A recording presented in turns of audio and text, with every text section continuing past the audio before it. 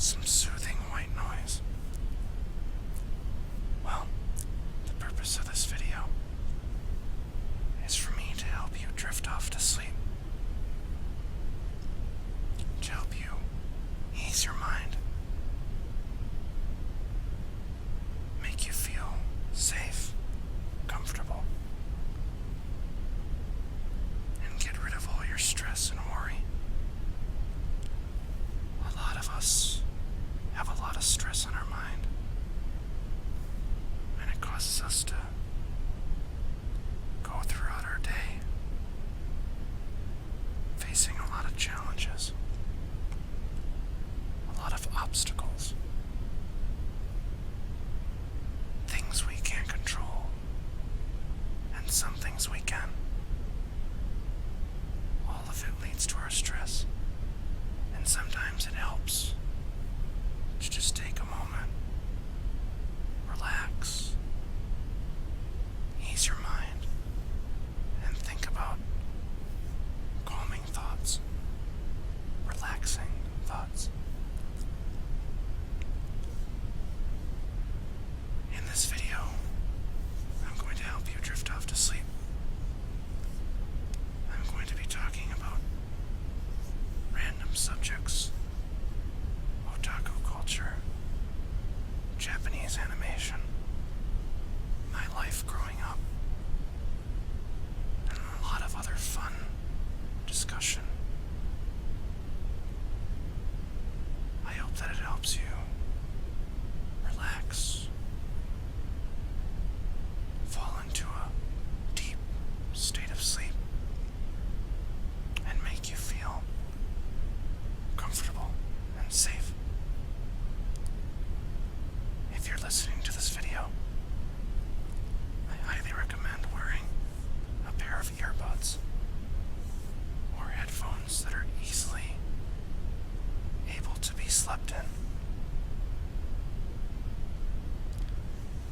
If you aren't a very light sleeper,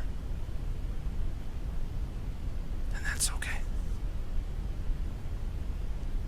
Feel free to fall asleep at any time.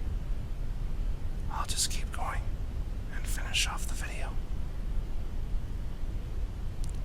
If you don't fall asleep very easily, and that's okay too, feel free to listen to everything I'm about to talk about. And hopefully it makes you feel warm, tingly, and, of course, comfortable. Now, before I get started with the video, I want to let everyone know that the topics I'll be talking about today are very lighthearted. I generally won't think too hard about them or make you feel that you need to rack your brain and process anything I'm saying. Most of what I want to talk about today is rambling, useless junk that might not be that important. So, don't feel you'll be missing anything if you happen to fall asleep. But, without further ado, I recommend you bundle up, get warm in your bed, turn off all the lights, and put yourself in a state of deep sleep as you listen to me and join me on a nighttime quiet hour and session about Japan and the otaku world.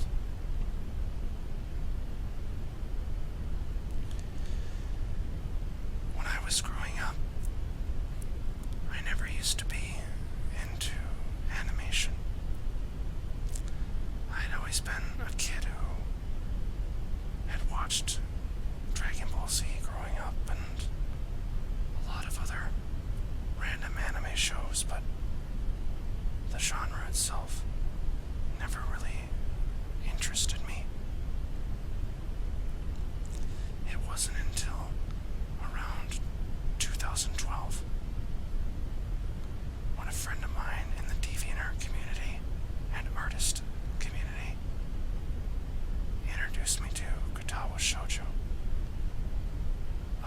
popular visual novel that I'm sure many of you are aware of.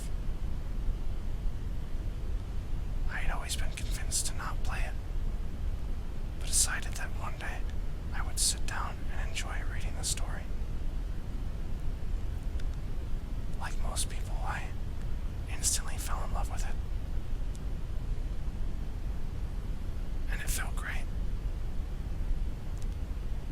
I started getting more into Japanese culture and opened myself up to translated visual novels. I ended up playing quite a lot. And after many translated games, I found myself on a website dedicated to visual novels and trying to make them well known outside of Japan.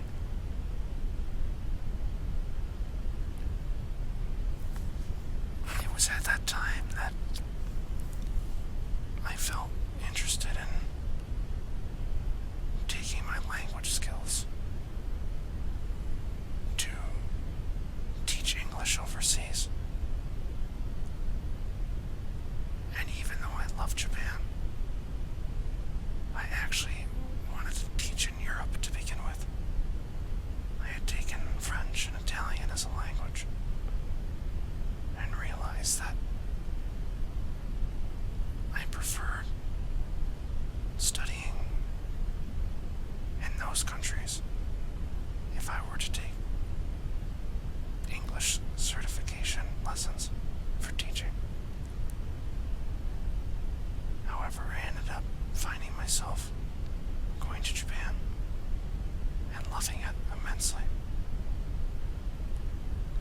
I made a YouTube channel. I expanded my horizons and, long story short, became a huge otaku. Now, a lot of times the word otaku, for me at least, is hard to define because what exactly constitutes one? Just because I like Japanese goods and collect a lot of things, does that make me an otaku? I have a very large figure collection, but it's not nearly as large as some people I've seen on Figure Database.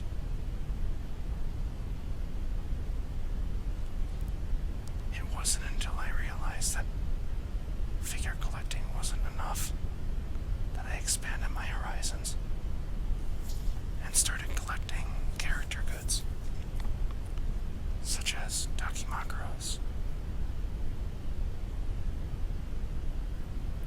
bed sheets, Opie mouse pads, and other goodies. I printed thousands of posters, hundreds of wall scrolls,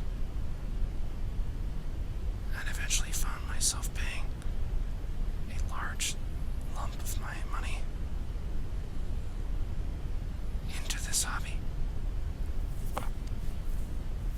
And one of the biggest questions I get, and I think any otaku might ever get, is, do you regret it? And I tell myself, no, I don't. I love this hobby. I love this universe, the characters, the people associated with it, both in real life and inside the genre itself. No, I don't want to get some deep philosophical meaning behind this and begin to spew how 2D is love and 2D is life, but the genre itself, the people surrounding it, and the people who create it are unique, are interesting, and are fun to be around.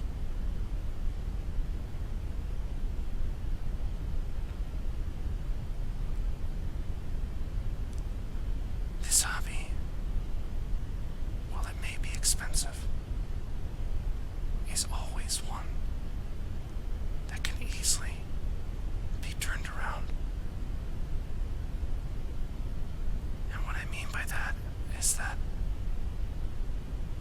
even though you spend large amounts of money for all the items you buy, there will be a day that it will all be able to be sold back for a large portion, if not more, than what you actually paid for all of it. Unlike collecting stamps, unlike collecting cards or other hobbies that may interest you, this hobby is not difficult to sell back your items for a lot of money. A lot of people agree that the 2D animation industry, visual novels, manga, is dying, and that it is a dying market.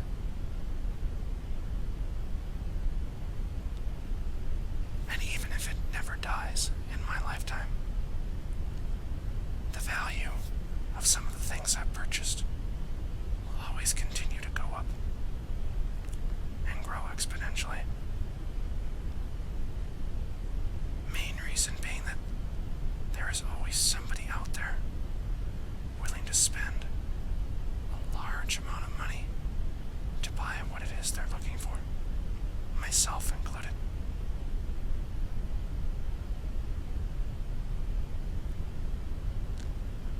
However, it's a hobby that draws a lot of stares, a lot of questions from my family and from my friends.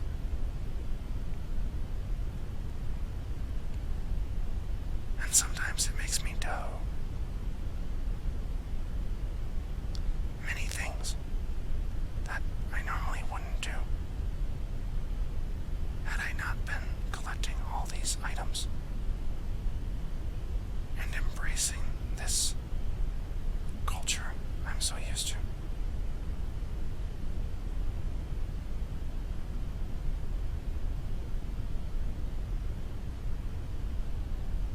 Sometimes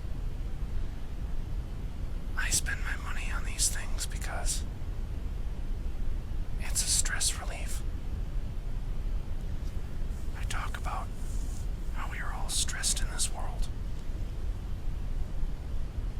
how we all feel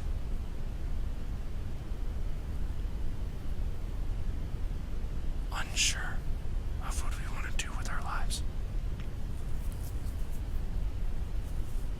And when I have a solid idea of my future, there's times when the stress on my mind, my life is so great that buying these things, talking about these things, relieves my stress. And maybe I'm the only one that thinks that. Perhaps there are other people out there that feel the same way. But for me, it makes me feel safe. It makes me feel comfortable, happy, fleeting in ecstasy, if you want to say. The moment doesn't always last, but the initial excitement of buying a new item always pushes me forward.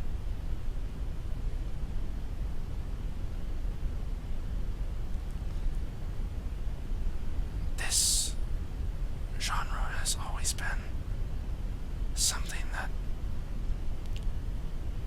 has been over-sexualized. It is a genre that focuses on the female gender, the beauty of the female gender, and the over-sexualization of all females in life.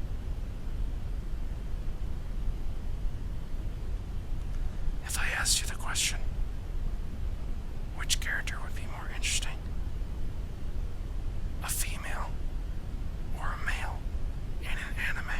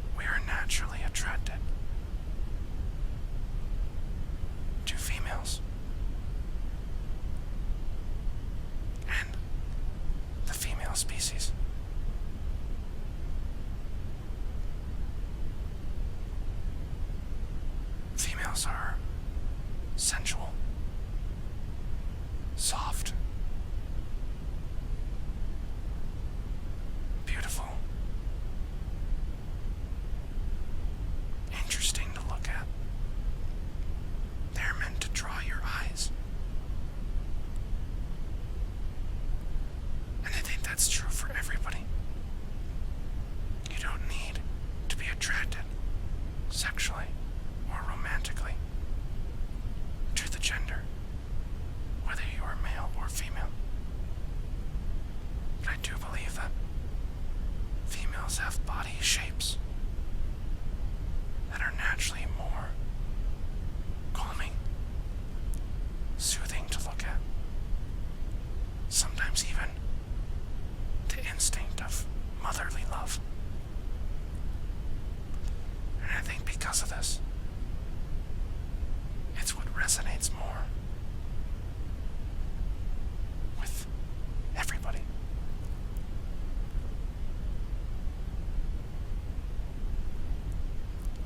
And that's not to say that there aren't male characters and amazing male stories designed for specific females. But I think that as the human species, we are attracted and will always be somewhat attracted, if not intrigued, by females.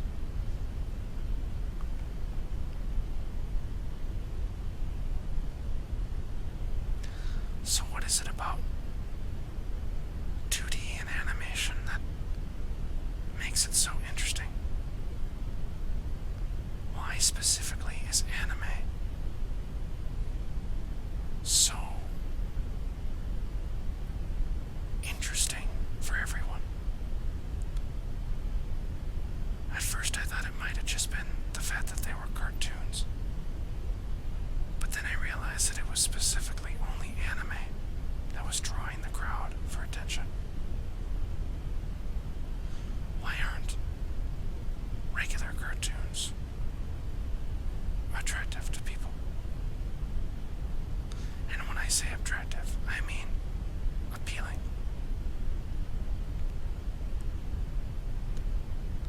When people talk about their cartoon fetishes and what they enjoy, whether sexually or not, most people refer to anime as a whole. And it's interesting because it's almost as if they are puzzled or inspired by Japan and its quirky culture, its sense of humor, and its overall lifestyle.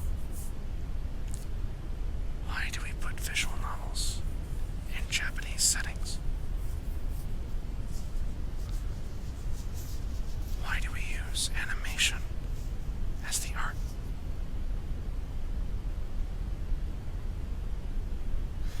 Is it because of the over dramatization of bodies and the characters within the actual animation genre? Or is it something more?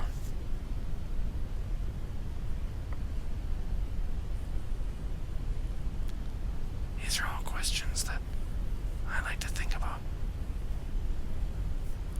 And I think you should as well.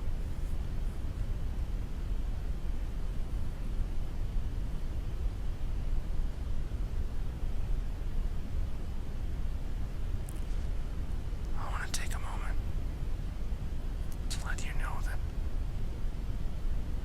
I'm still here. That the sounds are still going. And you're comfortably situated in your bed. Slowly letting your eyes grow